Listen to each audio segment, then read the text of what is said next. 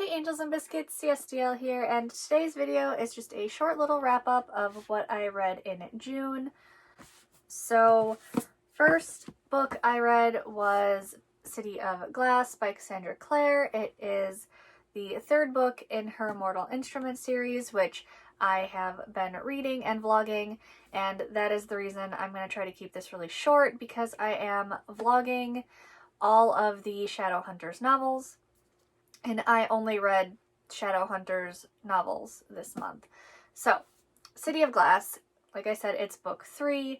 This is also the book that concludes Valentine's villainous arc. I am still super loving the series, even though all of the characters are like teenagers.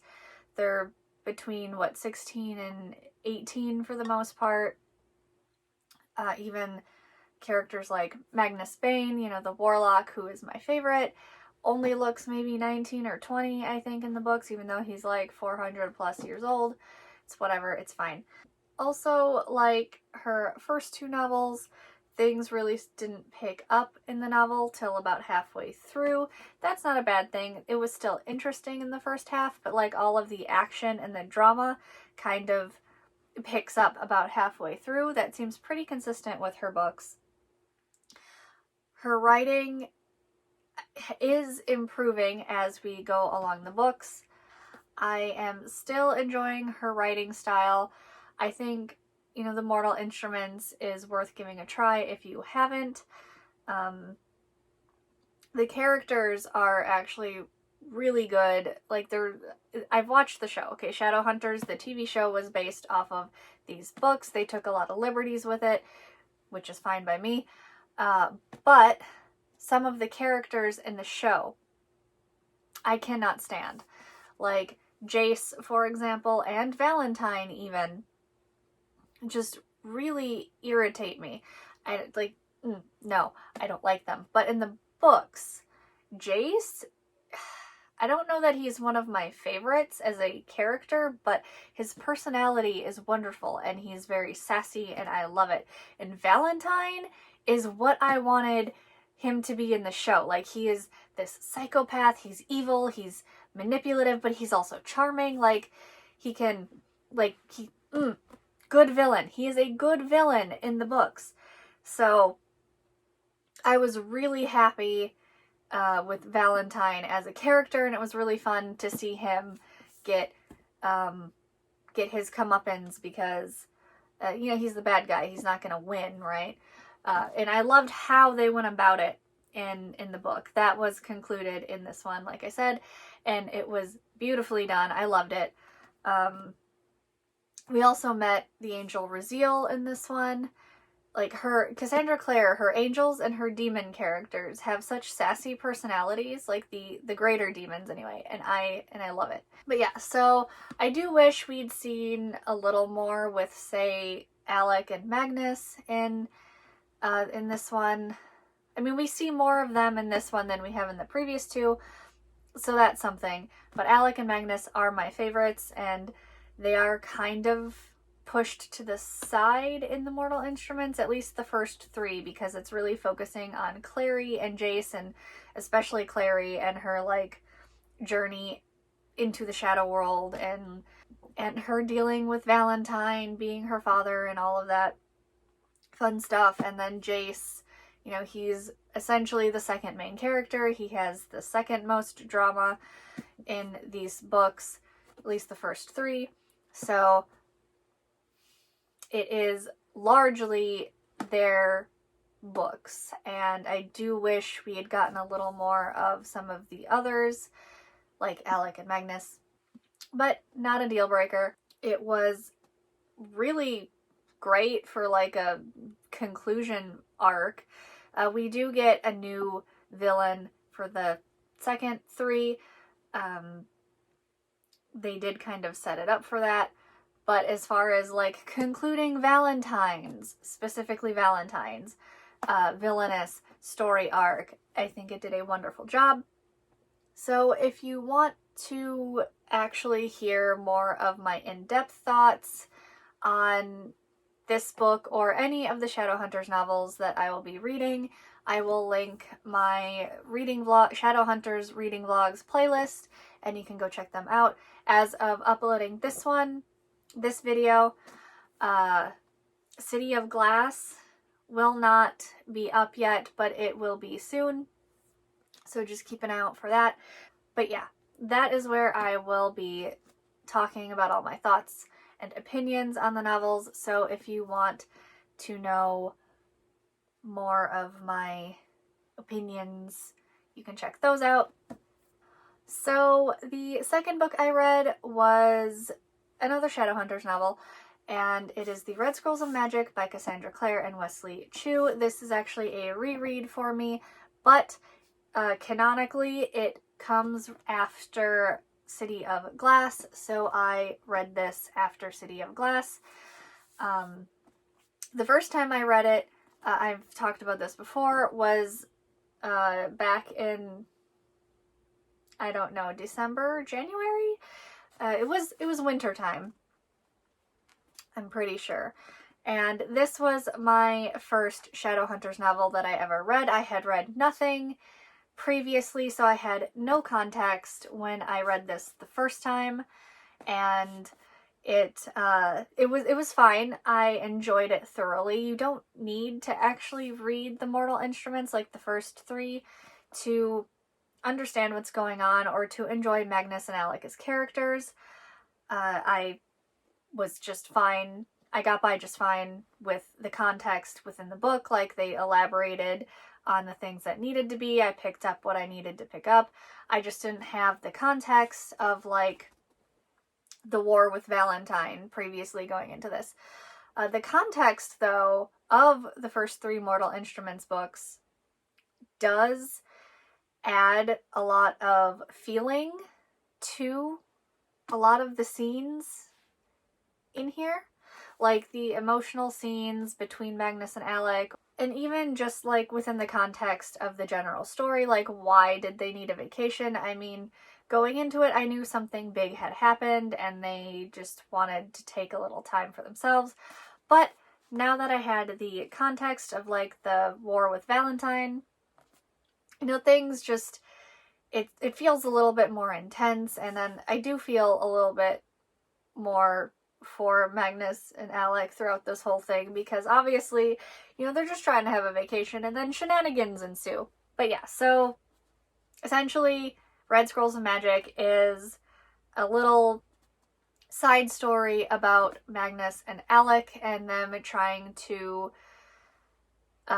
get closer as a couple. They want to get to know each other better because a lot of their relationship has been just this tense little ball of stress because they've been fighting Valentine this whole time. So a lot of the relationship had to be like put on the back burner for a little bit. And also because Alec, for a good chunk of their togetherness, he was not open about being gay, so they were doing a lot of secret dates and things.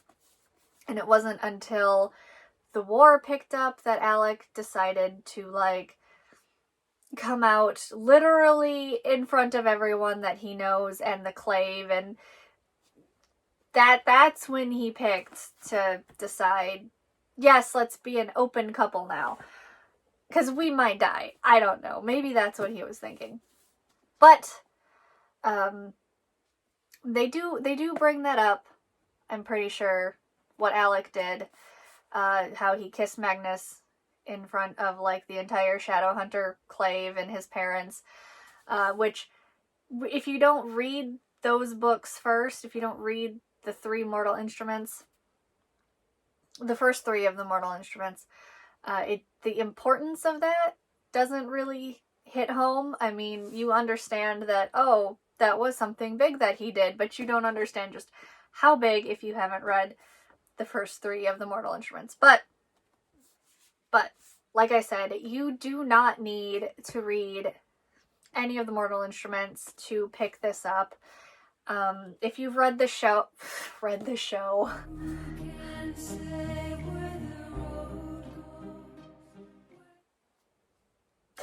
if you've watched the show and you loved Magnus and Alec and you want to maybe try some of the Shadowhunters novels, I would totally recommend starting here if you don't want to exactly start with the Mortal Instruments. I don't know why you wouldn't want to, but if you don't, this is a perfectly fine place to start, because I started here.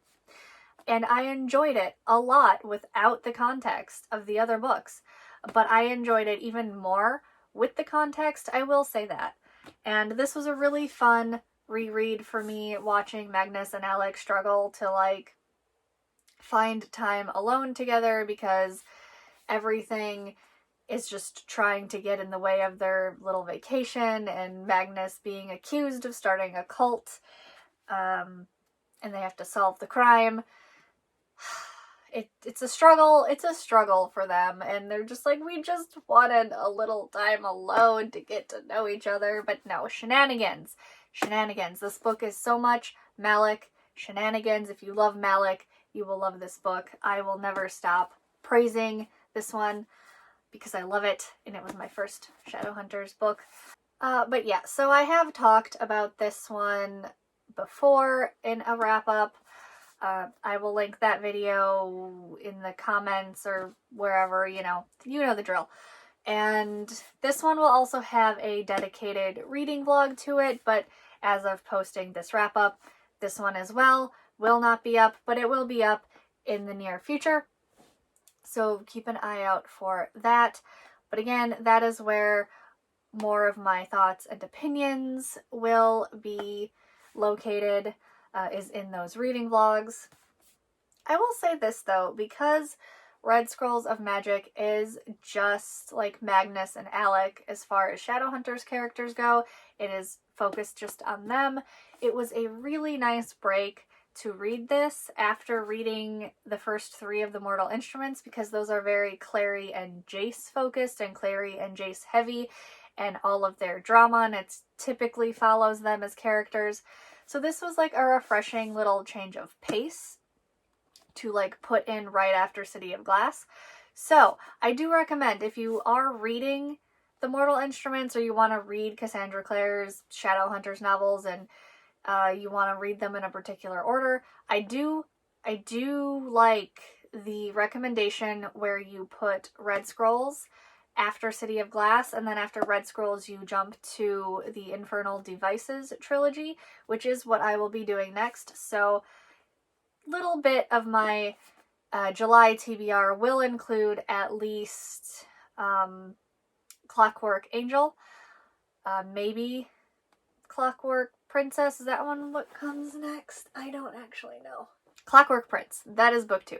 So maybe that one as well, but I do have a Rainbow Rowell book coming in this month, the pre-order. It is the 3rd book to her Carry On series, Any Way the Wind Blows. So that one I will be reading as well. So I'm not sure if we'll get to Clockwork Prince this month or not, but for sure Clockwork Angel.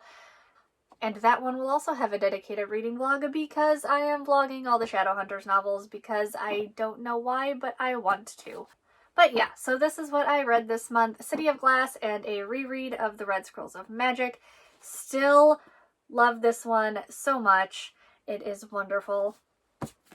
And I am still really enjoying the Shadowhunters novels. I totally recommend giving them a try if you have not. You know, if you like supernatural, magic, demon fighting, fun stuff like that.